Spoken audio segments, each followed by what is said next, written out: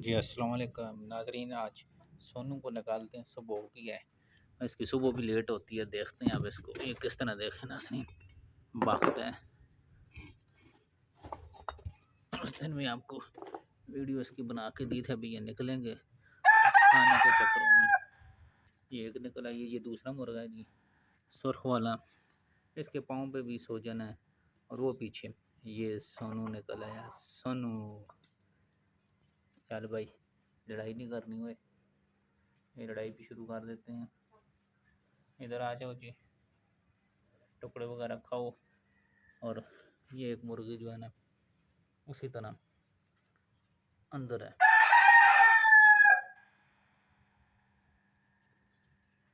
उसका शायद पाँव दर्द करता है, उसकी कोई मलहम पट्टी वगैरह करते हैं। और ये सफ़ेद वाला, बारिशें भी बहुत ज़्यादा लगी हैं, अब इनको नीचे उतार नहीं सकते।